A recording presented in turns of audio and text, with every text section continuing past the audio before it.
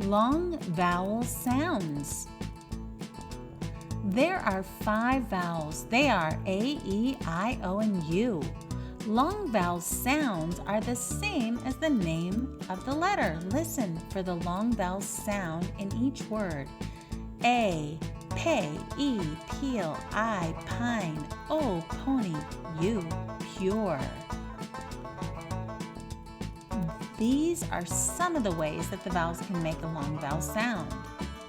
Silent E at the end of a word makes the vowel say its name, like in take, use, and time.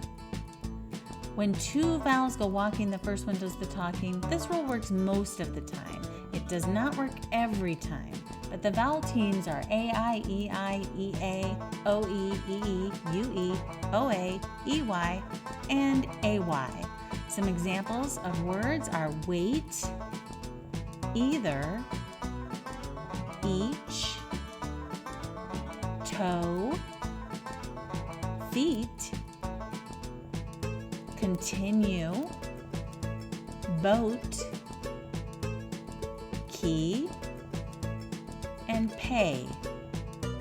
The short vowel sounds do not say the name of the letter. Read each word and listen for the short vowel sound. A, pat.